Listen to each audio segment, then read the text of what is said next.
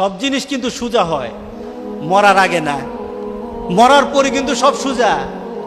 মরার পরে বলে সুন্নত তরিকায় কাপড় পরাও। কি বলেন? কেউ কি আপনার বলে দিবেন যে আমার বাবা বা কারো নিয়মে তুমি আমার কাফনটা পরায় দিও? তখন আপনি কি চিন্তা করেন? সুন্নত তরিকায় কাফন পরাবা, সুন্নত তরিকায় জানাজা দিবা, সুন্নত তরিকায় দাফন করবা।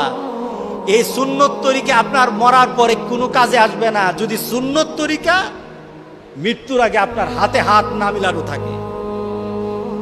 যদি মৃত্যুর আগে হাত মিলানো না থাকে, কাজ হবে না। সুতরাং আমরা পরিবর্তন হলে আমাদের ক্ষতি হবে না লাভ হবে? বলেন, ক্ষতি হবে না লাভ হবে? লাভ হবে। কারণটা কি? রাসূলের সাথে থাকাই তো লাভের উপর লাভ। রাসূলের সাথে থাকাই তো মর্যাদা, রাসূলের সাথে থাকাই তো শান্তি, রাসূলের সাথে থাকাই তো হলো আমার